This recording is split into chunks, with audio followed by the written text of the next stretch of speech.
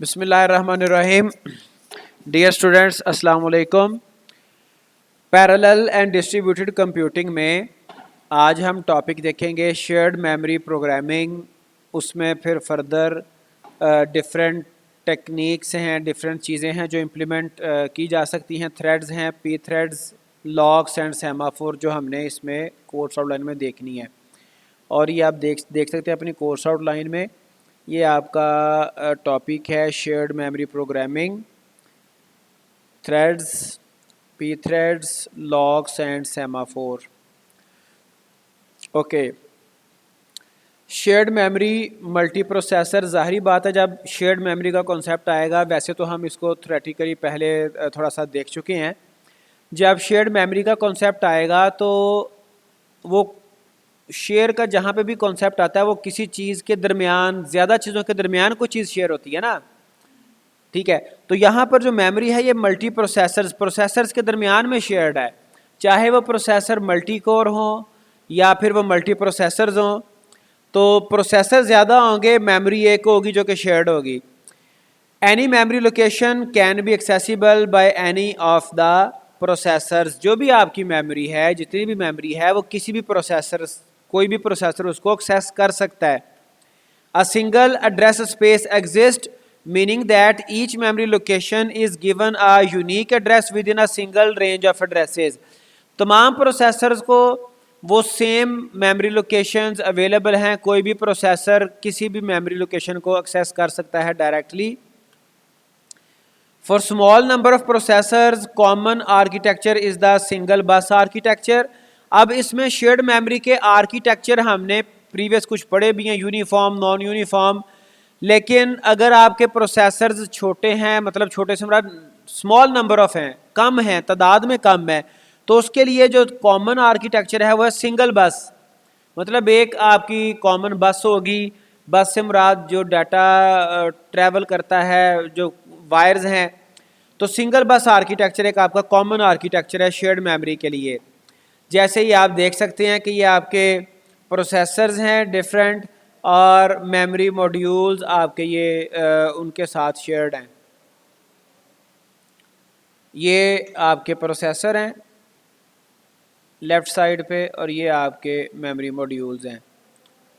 तो ये इसका सिंगल बस आर्किटेक्चर है। ये टॉप पे ये जो आपको एक रोड सा नज़र आ रहा है, जैसे एक रोड होता है, ये बस है, डाटा बस आप कह सकते हैं। This architecture is only suitable for perhaps up to 8 processors. ये तकरीबन जैसे उसने पहले बताया कि स्मॉल नंबर ऑफ प्रोसेसर्स के लिए सूटेबल है, तो 8 प्रोसेसर्स के लिए मैक्सिमम सूटेबल रहेगी।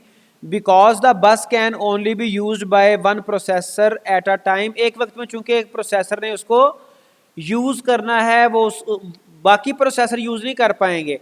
अगर नंबर ऑफ प्रोसेसर बढ़ जाते हैं तो डेफिनेटली एक प्रोसेसर बस को यूज कर रहा होगा, बाकी प्रोसेसर्स को वेट करना पड़ेगा, ठीक है। तो ऐसी सूरत हाल में हम ज़्यादा प्रोसेसर्स को इस आर्किटेक्चर के साथ अटैच नहीं करवा सकते, शेयर्ड मेमोरी हम नहीं कर सकते बाकी प्रोसेसर्स के साथ। इसलिए यहाँ पे मैक्सिमम 8 प्रोसेसर ही इस आर्किटेक्चर के साथ बेस्ट परफॉर्म करते हैं। ओके, एन ऑल्टरनेटिव आर्किटेक्चर, इसके अलावा ये एक और आर्किटेक्चर आप देख सकते हैं। ये आपके प्रोसेसर्स हैं, ठीक है जी। ये आपका मेमोरी मॉड्यूल है, और ये आपकी बसेस हैं, और बस में बस को स्विच भी किया जा सकता है, मतलब स्विच भी लगा हुआ है। आप एक से ज़्यादा जो मॉड्यूल्स हैं, जो आपका मीडियम है, वो स्विच भी हो सकता है। अब प्रोग्रामिंग में किस तरह से इसको सपोर्ट मिलेगी, प्रोग्रामिंग कैसे आप इसकी कर सकते हो। Using a supportive programming language, एक डेजिग्नेटेड प्रोग्रामिंग लैंग्वेज हो जो कि शेयर्ड मेमोरी को सपोर्ट कर रही हो। एक सिनेरियो उसमें ये भी है। Second, using library routines with an existing sequential language. Language तो आपकी शेयर्ड मेमोरी को सपोर्ट नहीं करती, लेकिन उसमें कोई स्पेसिफाइड कोई स्पेशल लाइब्रेरी रूटीन्स बना दी गई हो जो कि सिक्वेंशियल लैंग्वेज के साथ मिलके शेयर्ड मेमोरी प्रोसेसिंग प्रोग्रामिंग करवा रही हो। फिर एक और ऑप्शन है using a sequential programming language and ask a parallelising compiler to convert it into parallel executable code. तीसरी ऑप्शन यह है कि आपका जो कंपाइलर है वो पैरेलल एग्जीक्यूटेबल कोड बना सकता हो, बना रहा हो, और आपकी जो प्रोग्रामिंग लैंग्वेज है वो आपकी सिंपल सीक्वेंशियल प्रोग्रामिंग लैंग्वेज हो। तीसरा यूनिक्स प्रोसेसेस भी हैं जो कि पैरेलल वे में प्रोसेसिंग परफॉर्म करते हैं। थ्रेड्स हैं जैसे P threads, POSIX, P thread for POSIX thread, ये इसको आज हम डिटेल से थोड़ा सा और भी देखेंगे पी थ्रेड्स को। फिर उसके अलावा modifying the syntax of an existing sequential programming language to create a parallel programming language. तो आप अपनी मौजूदा लैंग्वेज को पैरेलल प्रोग्रामिंग लैंग्वेज में अपग्रेड उसको चेंज भी कर सकते हैं। For example UPC, using an existing sequential programming language supplemented with compiler directives for specifying parallelism, for example open MP. तो एक कोई पहले से आपकी कोई सीक्वेंशियल प्रोग्रामिंग लैंग्वेज है, उसके साथ आपने कोई डायरेक्टिव्स, कोई लाइब्रेरीज उसकी सपोर्ट के लिए प्रोवाइड की हैं और जो कि पैरेललिज्म को सपोर्ट करती हैं और पैरेलल प्रोग्रामिंग उसके ज़रिए से आप परफॉर्म कर सकते हो। फॉर एग्जांपल ओपन एमपी भी आपका एक प्लेटफॉर्म है जिसमें आप पैरेलल प्रोग्रामिंग परफॉर्म कर सकते हो।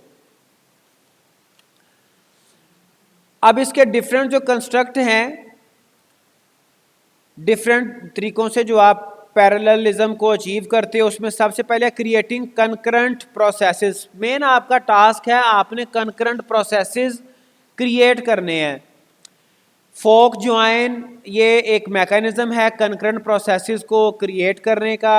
ये 1963 में कॉन्वे ने इसको प्रपोज किया था और 1960 से पहले इसका कॉन्सेप्ट बहरहाल मौजूद था, लेकिन जो इसको प्रॉपर प्रपोज किया गया वो 1963 में कॉन्वे ने इसको प्रपोज किया था।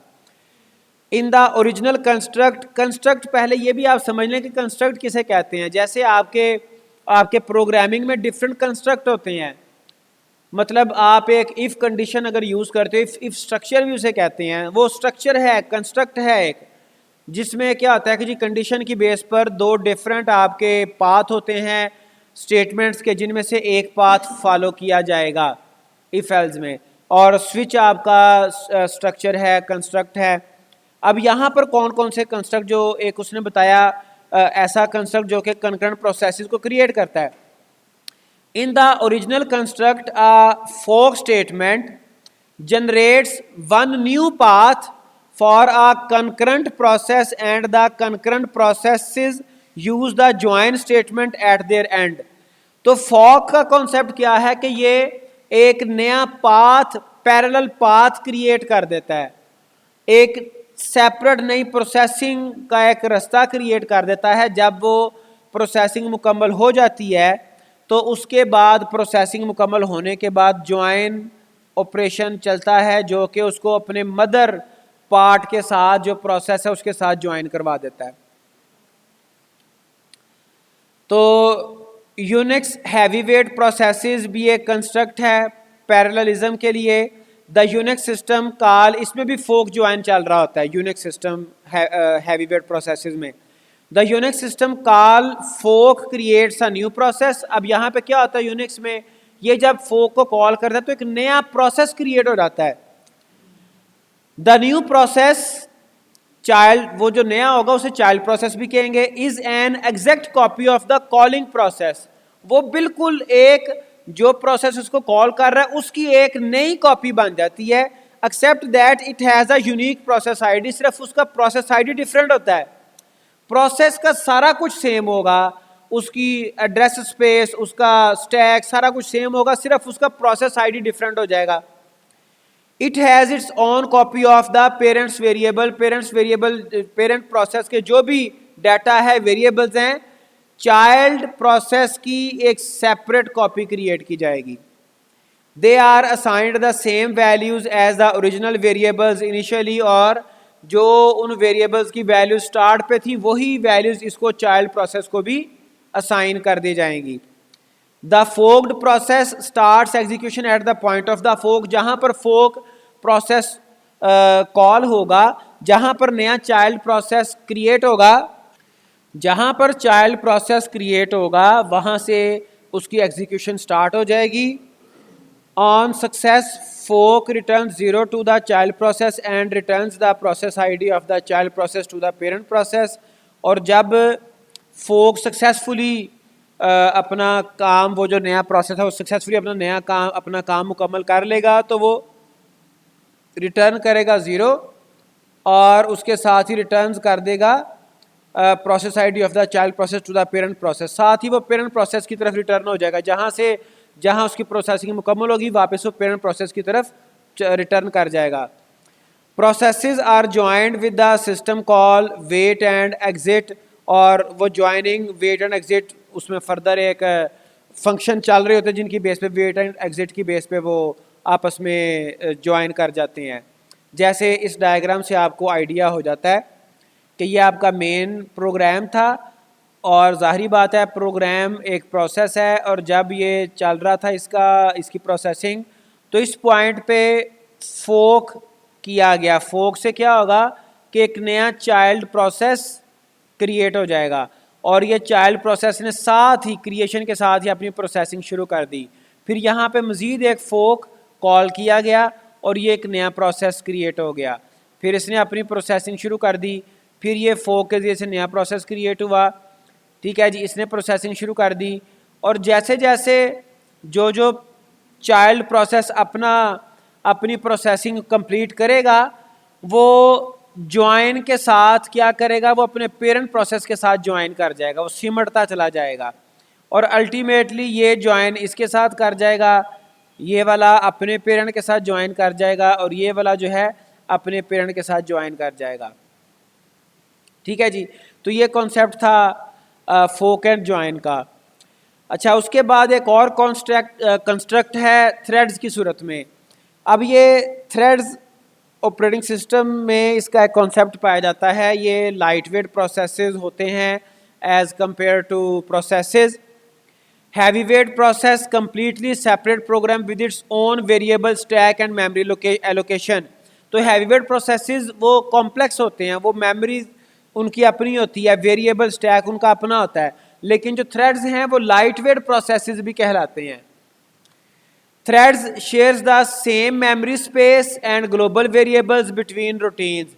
अब ये जो थ्रेड्स हैं किसी एक प्रोसेस से जो बिलोंग करते हैं वो मेमोरी स्पेस शेयर कर लेते हैं और ग्लोबल वेरिएबल्स को शेयर कर लेते हैं और इसीलिए इसको लाइट वेट प्रोसेस कहा जाता है। अब इसमें पॉजिक्स थ्रेड एक आ जाता है, commonly known as P threads, is an execution model that exist independently from a language. POSIX का जो फुल फॉर्म है portable operating system interfaces, P for portable, OS for operating system और IX for interfaces. POSIX threads commonly known as P threads, ये क्या जी, is an execution model that exists independently from a language। इसका language के साथ कोई इसका bound नहीं है, ये इंडिविजुअली एग्जिस्ट करता है ये जो एग्जीक्यूशन मॉडल है, as well as a parallel execution model. ये तो एक है बिल्कुल सेपरेट, किसी भी प्रोग्रामिंग लैंग्वेज के साथ इसको जॉइंटली वर्क ये कर सकता है, सेपरेट एग्जीक्यूशन मॉडल है और साथ ये पैरेलल एग्जीक्यूशन मॉडल है। मतलब सी लैंग्वेज के साथ भी आप इसको यूज़ कर सकते हैं, इसकी लाइब्रेरी को यूज़ कर सकते हैं और जावा के साथ भी यूज़ कर सकते हैं। और ये इसकी अगर आप देखें तो ये मेन प्रोग्राम, अगर आप इसका थोड़ा सिनेरियो देखें, मेन प्रोग्राम चल रहा है, डिफरेंट इंस्ट्रक्शन इसमें आ रही हैं और जहाँ पे पी थ्रेड जो आपका प्लेटफॉर्म पोर्टेबल ऑपरेटिंग सिस्टम जो इंटरफेसेस हैं, पी थ्रेड जब ये क्रिएट होता है तो एक नया थ्रेड बना देता है। ठीक है जी, फिर उसके बाद ये अल्टीमेटली अपनी प्रोसेसिंग मुकम्मल करके रिटर्न कर जाता है। सो दैट ये एक पैरेलल एग्जीक्यूशन मॉडल भी है साथ साथ। Okay, it allows a program to control multiple different flows of work. ये डिफरेंट फ्लोज ऑफ वर्क को हैंडल करने की कैपेबिलिटी रखता है दैट ओवरलैप इन टाइम, जो कि एक ही वक्त में एक दूसरे के साथ ओवरलैप भी कर रहे होते हैं। Each flow of work is refer to as a thread. अब वो जो हर एक सेपरेट वर्क है, वर्क फ्लो है, स्टेटमेंट्स हैं, जो ब्लॉक ऑफ स्टेटमेंट्स है, उसको हम थ्रेड कहते हैं। And creation and control over these flows is achieved by making calls to the POSIX thread API। और ये जो इसकी API है, एप्लीकेशन प्रोग्रामिंग इंटरफेस, वो इन थ्रेड्स को क्रिएट करना और इवन उनको किल करना, उनको सक्सेसफुल क्रिएट करने की फंक्शनैलिटी प्रोवाइड करता है। Portable operating system interfaces threads बनाता, इसके जरिए बनाए जा सकते हैं। pthread defines a set of C programming language types, functions and constant। अब ये जो pthread की जो लाइब्रेरी है, ये C लैंग्वेज में डिफरेंट टाइप्स भी ऑफर करती है। टाइप्स से मुराद डाटा टाइप्स और फंक्शंस और कॉन्स्टेंट्स, जो कि मिल के एक पैरेलल प्रोसेसिंग एनवायरनमेंट क्रिएट करते हैं, जिसके ज़रिए से हम मल्टीपल थ्रेड्स क्रिएट कर सकते हैं, मल्टीपल थ्रेड्स हम बना सकते हैं, चला सकते हैं।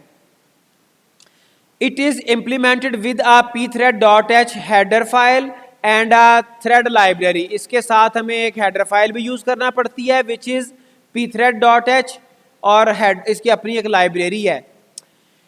There are around 100 threads procedures all prefixed pthread underscore। हर एक से पहले pthread underscore आता है। इसके जो डिफरेंट हमारे पास प्रोसीजर्स हैं वो 100 से ज़्यादा थ्रेड प्रोसीजर्स हैं, और हर प्रोसीजर से पहले pthread keyword, pthread underscore keyword आता है। And they can be categorised into 4 groups. और ये जो 100 थ्रेड प्रोसीजर्स हैं, ये 4 मेन कैटेगरीज में इनको डिवाइड किया जा सकता है। एक थ्रेड मैनेजमेंट है पहली कैटेगरी, जिसके ज़रिए से थ्रेड को क्रिएट करना, थ्रेड्स को ज्वाइन करवाना वगैरह शामिल है। फिर दूसरी कैटेगरी म्यूटेक्सिस की है, तीसरी कैटेगरी कंडीशन वेरिएबल्स की है, और चौथी कैटेगरी है synchronisation between threads using read write locks and barriers. तो चौथी कैटेगरी लॉग्स और बैरियर्स की है। तो ये 4 कैटेगरी के आपके डिफरेंट इस लाइब्रेरी के फंक्शंस आप कह सकते हैं, प्रोसीजर्स कह सकते हैं, अवेलेबल हैं। तो यहाँ पे हम अब देखेंगे थ्रेड मैनेजमेंट।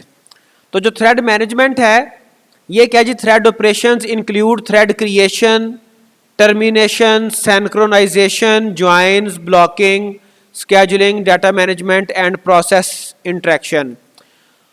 तो जो पैरेललिज्म है उसमें उसको अचीव करने के लिए थ्रेड्स के ज़रिए से थ्रेड मैनेजमेंट एक आपका कंस्ट्रक्ट है जिसमें थ्रेड्स को क्रिएट किया जाता है। डिफरेंट जो नया थ्रेड क्रिएट होता है वो अपना कोई काम परफॉर्म करता है, फंक्शनैलिटी परफॉर्म करता है, टर्मिनेट होता है, और उसको आप कोई काम, टास्क को असाइन कर सकते हैं।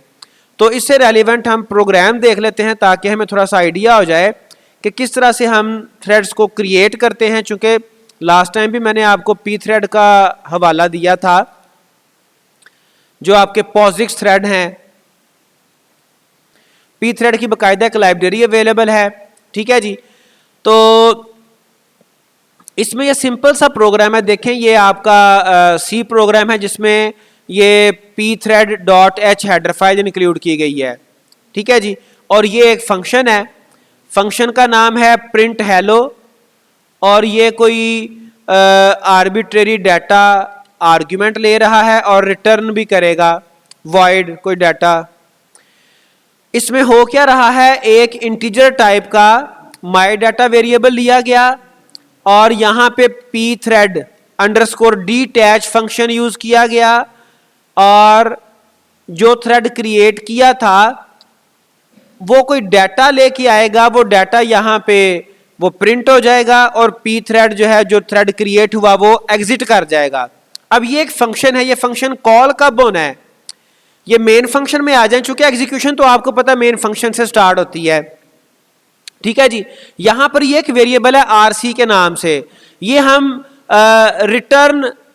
रिटर्न वेरिएबल एक यूज कर रहे हैं। और ये एक पी थ्रेड अंडरस्कोर टी हमने एक इस टाइप का वेरिएबल लिया जो कि थ्रेड का आईडी वगैरह कंटेन करता है, और ये एक टी वेरिएबल लिया जिसमें 11 हमने स्टोर करवा लिया। यहां से आपका थ्रेड क्रिएट हो रहा है, पी थ्रेड अंडरस्कोर क्रिएट। तो जो P thread underscore create function है, इसको यूज करते हुए थ्रेड को क्रिएट किया जा सकता है। ये 4 पैरामीटर्स लेता है, एक इसका थ्रेड आईडी है, दूसरा इसका कॉन्टेक्स्ट है, फिर जो फंक्शन इसने कॉल करना है जो हमने ऊपर देखा था ये वाला प्रिंट हेलो, ये वो हमने फंक्शन का नाम यहाँ पे लिखना होता है, ठीक है जी। और चौथा इसका जो मैसेज ये डाटा ये रिटर्न कर रहा है वो टी वेरिएबल हमने यहाँ पे डिक्लेयर, उसको टी वेरिएबल इंट को हमने इनिशियलाइज किया हुआ 11 के साथ। अब अगर तो थ्रेड क्रिएट हो जाता है सक्सेसफुली तो फिर ये 0 रिटर्न करता होता है, ठीक है जी। अगर थ्रेड सक्सेसफुली क्रिएट हो जाए 0 रिटर्न करेगा, आरसी में वो 0 आएगा। और अगर ये सक्सेसफुली क्रिएट नहीं होता फिर उसका एरर नंबर आएगा, ठीक है जी। सक्सेसफुली क्रिएट हो जाए तो 0, अगर क्रिएट ना हो फिर उसका एरर कोड आता है। अब यहां पे कंडीशन लगा दी इफ आरसी, ठीक है। आरसी जाहिर बात है आपको पता है, इफ कंडीशन में आपको पता है कि जो 0 है, 0 रिप्रेजेंट करता है फॉल्स को, 0 रिप्रेजेंट्स फॉल्स, ठीक है जी। और बाकी सारी वैल्यूज आइदर पॉजिटिव और नेगेटिव वो आपके ट्रू को रिप्रेजेंट कर रही होती हैं। अगर तो ये सक्सेसफुली क्रिएट हो गया तो फिर इसमें आ जाएगा 0, मतलब ये कंडीशन आपकी फॉल्स हो जाएगी। लेकिन अगर कोई एरर कोड आया तो फिर ये वाला कोड चलेगा, उसमें क्या होगा, error return code from P thread underscore create is RC. जो कोड उसने रिटर्न किया होगा वो यहां पे प्रिंट करवा देगा और साथ ही आपका प्रोग्राम एग्जिट कर देगा। लेकिन अगर थ्रेड आपका क्रिएट हो गया था फिर यहां पे 0 आएगा, इस इफ कंडीशन को वो वायलेट करेगा, इसको एस्केप करेगा और फिर यहां पे मैसेज आएगा क्रिएटेड न्यू थ्रेड, ठीक है जी। और इस थ्रेड ने क्रिएट होके फिर ये वाला फंक्शन कॉल करना है प्रिंट हेलो, वो फंक्शन आप अपनी आउटपुट दिखाएगा और उसके बाद आपका जो थ्रेड है ये एग्जिट कर जाएगा, ठीक है जी। ये सिंपल सा आपका फंक्शन है, इसको मैंने आपकी सहूलत के लिए कंप्लीट डिटेल के साथ यहाँ पे ये प्रोग्राम सेम लिखा हुआ है जिसमें तमाम फंक्शन डिटेल से बताए हैं। थोड़ा सा इसको हम देख लेते हैं। पी थ्रेड क्या है जी, पी थ्रेड एक लाइब्रेरी है जिसमें डिफरेंट फंक्शंस और डाटा स्ट्रक्चर्स अवेलेबल हैं, जैसे आपका stdio standard input output header file है, इसमें भी printf scanf वगैरह पड़े होते हैं। इसी तरह से pthread.h, इसमें आपके थ्रेड क्रिएशन के हवाले से कई एक फंक्शंस और कई एक डाटा स्ट्रक्चर्स अवेलेबल हैं जो कि थ्रेड क्रिएट करने के लिए, टर्मिनेट करने के लिए, इनिशियलाइज करने के लिए यूज होते हैं। अब ये वो फंक्शन है, function to be executed by new thread, जो नया थ्रेड क्रिएट होगा वहां पर हम ये फंक्शन कॉल करेंगे और ये एक हमने वेरिएबल बनाया जो कि डाटा रिसीव करेगा थ्रेड का, ठीक है जी।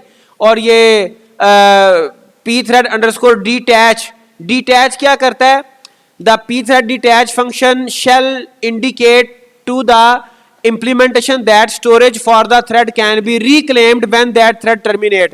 जब थ्रेड ने टर्मिनेट होना है, जो भी उसने स्टोरेज यूज की थी, जो रिसोर्सेज उसने यूज किए हुए थे वो रिक्लेम किए गए हैं। मिसाल के तौर पे आपकी कंपनी में कोई एम्प्लॉय आपने हायर किया है, उसको आपने कोई फोन लेके दिया था, कोई और उसके यूजेज में कोई ऑफिस की सामान था, जब वो जॉब छोड़ेगा या आप उसको टर्मिनेट करोगे, फायर करोगे, तो आप उससे सारा सामान रिक्लेम करोगे।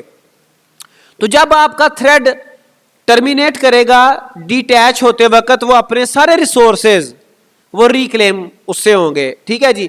If thread does not has not terminated P thread detach shall not cause it to terminate, वो इसको टर्मिनेट नहीं करेगा, सिर्फ टर्मिनेट होने वाले थ्रेड के रिसोर्सेज क्लेम करेगा, ठीक है जी। और उसके बाद जो आपका if the call succeeds the P thread detach shall return 0, ये कुछ और उसके रिटर्न मैसेजेस आ गए। और जो पी थ्रेड सेल्फ, इसके अंदर डिटैच फंक्शन में आपने self P thread underscore self use किया, भैया क्या करता है, ये क्या करता है जी, ये रिटर्न करता है थ्रेड आईडी कि कौन सा थ्रेड जो क्रिएट प्रीवियसली हुआ था अब वो थ्रेड डिटैच हो रहा है, जिससे ये पता चलता है कि कौन सा थ्रेड किल हो गया है, कौन सा थ्रेड टर्मिनेट कर गया है। ठीक है, उसके बाद ये सिंपल आपका प्रिंट एफ लगा हुआ है, थ्रेड आपका टर्मिनेट कर रहा है, एग्जिट कर रहा है, terminates the calling thread and makes the value PTR available to any successful join. तो इसमें ये वैल्यू भी ये अवेलेबल कर देता है।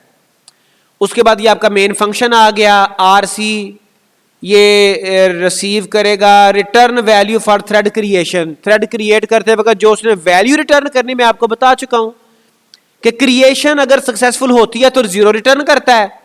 यहां पे हम मजीद कमेंट ऐड कर सकते हैं, क्या एट सक्सेसफुल, वैसे नीचे मेरे ख्याल में ऐड किया हुआ है, successful creation it will return 0। ठीक है, अदरवाइज वो कोई एरर कोड रिटर्न करेगा।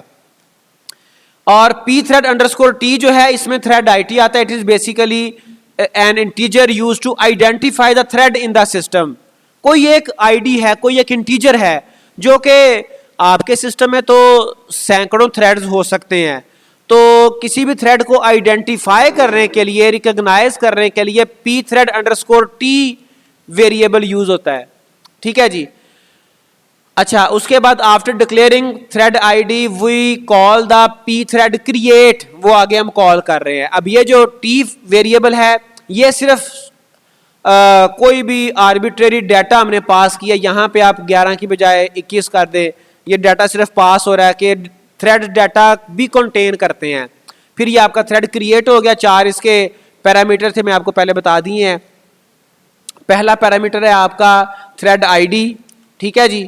दूसरा पैरामीटर है ये आपका attributes of the new thread, उसका कॉन्टेक्स्ट ये लेता है।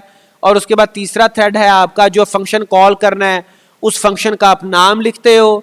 और चौथा थ्रेड आपका डाटा ये जो इसने कंटेन करना है। अब अगर आप इस प्रोग्राम को रन करोगे तो एक थ्रेड क्रिएट होगा, ठीक है जी, मैसेज शो होगा क्रिएटेड न्यू थ्रेड 1 उसका आईडी है, ठीक है। और जब उसने टर्मिनेट होना है तो हेलो फ्रॉम न्यू थ्रेड और गॉट 11 डाटा या 21, जो इसको अगर आप सेव करके दोबारा, जो कि प्री कंपाइल्ड डाटा ही शो कर रहा है, प्री कंपाइल्ड प्रोग्राम ही शो कर रहा है, तो इसको अगर आप सेव करके या डेव को क्लोज करके चलाओगे तो फिर ये आपका नया डाटा के साथ भी आपको रिटर्न कर देगा। नया प्रोग्राम अगर हम बनाते हैं, इसको सेव करते हैं, पी थ्रेड 21 कर लें, सी टाइप का ये प्रोग्राम है। अब ये डाटा 21 के साथ आपको शो कर देगा, चूंकि वो प्री कंपाइल्ड हमें दिखा रहा था जो आपका प्रोग्राम है, ठीक है जी। तो ये इस तरह से आप थ्रेड क्रिएट कर सकते हैं, थ्रेड टर्मिनेट कर सकते हैं। फिर ये पूरी चूंकि लाइब्रेरी है, इसके बेशुमार फंक्शंस हैं। अच्छा, इसके अलावा हम फिर आगे चलते हैं, म्यूटेक्सेस को हम देखते हैं। म्यूटेक्स क्या होता है? ये किस्म के लॉक्स है। Mutexes are used to prevent data inconsistencies due to race condition.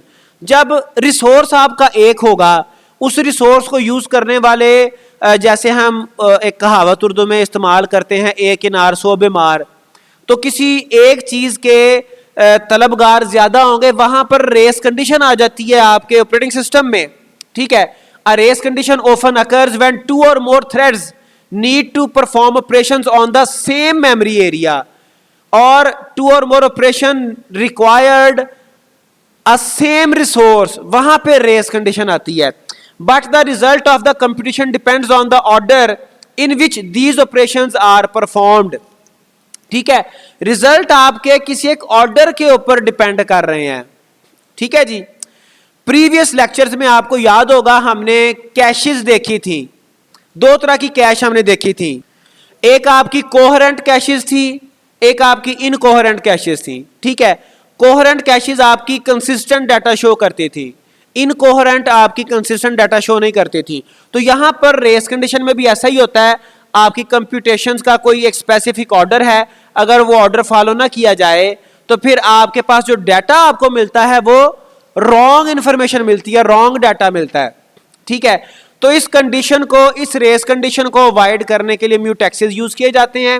म्यूटेक्सेस are used for serialising shared resources, जो आपके शेयर्ड रिसोर्सेज हैं उनको आप एक सीरियलाइज कर देते हो, एक सीक्वेंस बना देते हो कि पहले किस थ्रेड ने इस रिसोर्स को यूज करना है, फिर किस थ्रेड ने करना है, वो सीरियलाइज कर देता है आपके यूजेज ऑफ रिसोर्सेज को। ठीक है जी। Any time a global resource is accessed by more than one thread, the resource should have a mutex associated with it. तो उसके साथ म्यूटेक्स आप एसोसिएट कर देते हो और वो सीरियलाइज हो जाता है और वो क्रिटिकल रीजन को अवॉइड कर देता है। और इसका अगर हम प्रोग्राम देखें, वापस हम अपने IDE पर आते हैं, तो ये आपका पी थ्रेड क्रिएशन का एक और वैसे प्रोग्राम था, इसको हम बाद में देखते हैं अगर हमें मतलब टाइम मिला तो। ये म्यूटेक्स के लिए प्रोग्राम आप देख लें, कुछ चीज़ें हमने देख ली हैं। पी थ्रेड लाइब्रेरी हमें डेफिनेटली अगेन इंक्लूड करनी पड़ेगी if we want to create threads, if we want to use mutexes. तो यहाँ पर भी एक फंक्शन है, फंक्शन सी के नाम से। ठीक है जी। और ये मेन फंक्शन में आप देखो आपने वेरिएबल यूज कर लिए RC1, RC2, RC3, RC4। ये वही आपके रिटर्न फंक्शन, रिटर्न वेरिएबल्स हैं जहां पे थ्रेड क्रिएशन का जो सिनेरियो, उसकी जो सिचुएशन है वो रिटर्न होती है, रिसीव हो रही है। आप बॉटम पे आओ, यहां पे ये एक कंडीशन लगा दी, if P thread created successfully, तो इसकी जो वैल्यू है वो RC1 में रिसीव हो रही है।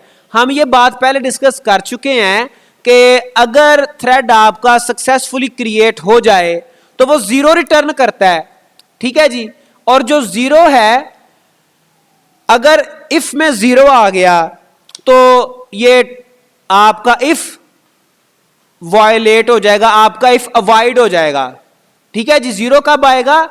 इफ थ्रेड नॉट क्रिएटेड, तो फिर आपका जो इफ है वो अवॉइड कर जाएगा। 0 के केस में आपको पता है इफ जो है वो एग्जीक्यूट नहीं करेगा। अगर कोई एरर आता है फिर वो कहेगा थ्रेड क्रिएशन फेल्ड और साथ उसका एरर प्रिंट हो गया। ठीक है जी। उसके बाद फिर ये दूसरा थ्रेड क्रिएट हुआ, फिर ये तीसरा थ्रेड क्रिएट हुआ सेम वे में, फिर ये चौथा थ्रेड क्रिएट हुआ। उन सब के जो RC के अंदर उसके जो मतलब डाटा है वो उसकी सक्सेसफुल क्रिएशन वो रिसीव कर रहा है, और डाटा यहाँ पे जो सेंड हो रहा है वो हमने नल डाटा को सेंड नहीं करवाया। ठीक है जी। फिर wait till threads are completed before main continues. अब यहाँ पे देखें जो फंक्शन है ना आपका, ये वाला फंक्शन C, इसको हमें देखना पड़ेगा ये क्या करवा रहा है।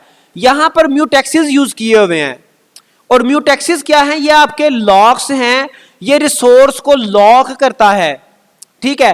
कोई एक स्पेसिफिक थ्रेड जब क्रिएट होता है वो किसी रिसोर्स को यूज कर रहा है, वो एक स्पेसिफिक टाइम तक अपनी एग्जीक्यूशन मुकम्मल होने तक उसको लॉक कर देगा।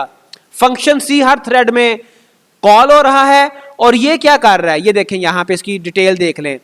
P thread underscore mutex underscore T, ये म्यूटेक्स क्रिएट करने के लिए, लॉक क्रिएट करने के लिए आपका एक डाटा स्ट्रक्चर है जिसका आपने म्यूटेक्स 1 क्रिएट किया और इसको इनिशियलाइज कर दिया आपने।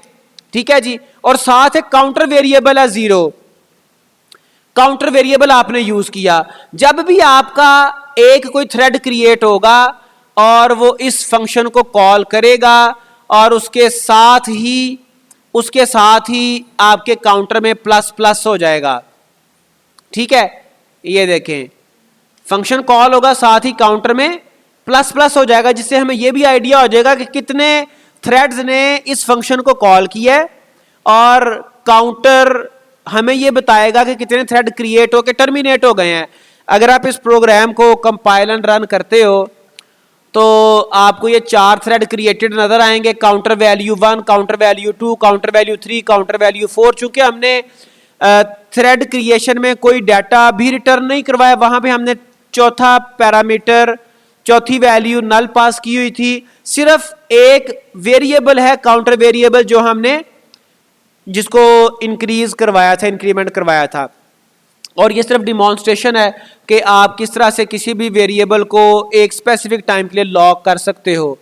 तो ये म्यूटेक्सिस को भी आप यूज करते हो, ये भी आपकी टेक्निक है, पैरेलल प्रोग्रामिंग का कंस्ट्रक्ट है। जब भी आपने पैरेलल प्रोग्रामिंग में किसी कॉमन रिसोर्सेज को मल्टीपल थ्रेड्स के साथ शेयर करवाना है तो आपको ये लॉक म्यूटेक्स यूज करने पड़ेंगे। फिर आगे आ जाएं, कंडीशन वेरिएबल्स हैं। A condition variable is a variable of type pthread underscore condition underscore t. जैसे म्यूटेक्स अंडरस्कोर टी एक वेरिएबल था, ऐसे कंडीशन वेरिएबल्स भी एक वेरिएबल्स हैं, and is used with the appropriate function for waiting and later process condition. तो यहां पर भी वेट एंड प्रोसेस का कॉन्सेप्ट पाया जाता है। एक स्पेसिफिक टाइम के लिए आप उस रिसोर्स को वेट करवाते हो, उसके बाद आप उसकी प्रोसेसिंग करवाते हो। The condition variable mechanism allows thread to suspend execution and relinquish the process until some condition is true। किसी थ्रेड को वो एक खास टाइम तक वेट करवाता है और रिज्यूम करवाता है, कब? जब कंडीशन आपकी ट्रू हो जाती है। ठीक है जी। तो ये आपके लॉकिंग सिस्टम की टाइप्स है, म्यूटेक्स भी और कंडीशन वेरिएबल्स भी। चूंकि हमने रेस कंडीशन को अवॉइड करना होता है, रेस कंडीशन आपको प्रीवियसली मैंने बता दी है, ये ऐसी कंडीशन है जहां पर आपको एक सीरियल वे में, सीरियलाइजेबल वे में कोई प्रोसेसेस एग्जीक्यूट करवाने हैं और अदरवाइज डाटा आपका इनकंसिस्टेंट रहेगा। A condition variable must always be associated with the mutex to avoid a race condition created. ठीक है। अब इसमें कुछ रेस कंडीशन में functions used in conjunction with the condition variable, कुछ फंक्शन यूज होते हैं। वो कौन कौन से फंक्शन है? क्रिएटिंग डिस्ट्रॉइंग फंक्शन है, जैसे P thread underscore condition underscore initialise. तो क्रिएटिंग डिस्ट्रॉइंग फंक्शन में एक P thread underscore condition underscore initialisation है, P thread underscore condition underscore T condition है जो कि इनिशियलाइजर है, फिर P thread underscore condition underscore destroy जो कि क्रिएटिंग और डिस्ट्रॉय करने के लिए आप फंक्शन यूज करते हो अपने कंडीशन वेरिएबल्स को। फिर waiting on condition, P thread underscore condition underscore wait है, P thread condition timed wait है, place limit on how long it will block, कितने टाइम के लिए आप उसको वेट करवाना चाहते हो, कोई नैनो सेकेंड, कोई सेकेंड। ठीक है जी। उसके बाद waking thread based on condition, आपका थ्रेड किसी खास टाइम तक अगर स्लीप आपने करवाया है, वेट करवाया है, या फिर आपने उसको वैसे ही अल्टीमेट वे में वेट करवाया, फिर आपने उसको अवेक करवाना है, आपने उसको जगाना है, उसके लिए P thread underscore condition underscore signal का एक फंक्शन है, P thread underscore condition underscore broadcast का, ये डिफरेंट आपके फंक्शन यूज होते हैं। अब इसका कंडीशन वेरिएबल का हम कोई प्रोग्राम देख लेते हैं। कुछ और एडिशनल प्रोग्राम्स भी थे। इसको अगर आप देखो कंडीशन वेरिएबल्स को, इसको पहले मैं चला के देख लेता हूं, फिर आपको इसको थोड़ा सा एक्सप्लेन कर देते हैं। इसमें देखें डिफरेंट आपके जो counter value function, count 1, count 2, count 1, count 2, दो आपके फंक्शन है जो कि बार बार एग्जीक्यूशन जिनकी हो रही है। सम टाइम वो उनको वेट करवाया जा रहा है, सम टाइम उनको अवेक किया जा रहा है। तो डिटेल से हमें, डिटेल के बाद दोबारा एग्जीक्यूट करेंगे फिर हमें आइडिया होगा। ये हमने म्यूटेक्स बना लिया, चूंकि हमने कहा था जो कंडीशन वेरिएबल्स हैं वो म्यूटेक्स के साथ यूज होते हैं। म्यूटेक्स एक सेपरेट लॉकिंग सिस्टम है, कंडीशन वेरिएबल्स उसके साथ मिलके आपके रिसोर्सेज को वेट करवाता है और उनकी एग्जीक्यूशन को रिज्यूम करवाता है। ये आपके दो म्यूटेक्स टाइप के, एक काउंट म्यूटेक्स है, एक कंडीशन म्यूटेक्स है, और एक आपका mutex condition P thread condition type का कंडीशन एक आपने वेरिएबल बना लिया। फिर ये दो आपके फंक्शंस हैं, फंक्शन काउंट 1 और फंक्शन काउंट 2, जिनकी तो ये चूंकि फंक्शंस की सिर्फ प्रोटोटाइप है, ठीक है, इनकी डिटेल कहीं बॉटम पे मौजूद है, उस पर हम शिफ्ट करते हैं, आपको आइडिया हो जाएगा। ये दो फंक्शन थे, फंक्शन काउंट 1, इसमें अब ये फॉर लूप आ गई। ये फॉर लूप में ना इनिशियलाइजेशन है, ना कंडीशन है, ना कोई इंक्रीमेंट डिक्रीमेंट है, मतलब ये आपका सिर्फ एक लूप लगा हुआ है, इनडेफिनेट लूप आप इसको कह सकते हो, चाहे वाइल लगा लो चाहे फॉर लगा लो। अब इसका कहीं ना कहीं पे उसने एग्जिट भी करवाया होगा, अगर मैं आपको फॉर लूप के बारे में बता दूं, चूंकि रिटर्न करवाया होगा, एग्जिट करवाया होगा। इसमें ये आपका P thread underscore mutex underscore lock, ये आपका फंक्शन एक कॉल हो रहा है और उसमें कंडीशन अंडरस्कोर म्यूटेक्स को उसने एज अ पैरामीटर पास किया। फिर फर्दर एक वाइल लूप लग गया और ये वाइल लूप क्या कर रहा है, ये वाइल लूप आपके काउंट को greater than equal count halt 1 एक आपका वेरिएबल है और एक काउंट हाल्ट 2 है। ये सिर्फ आपके फंक्शंस को, आपके जो थ्रेड्स हैं उनको हॉल्ट करवाने के लिए, उनको वेट करवाने के लिए यूज हो रहे हैं।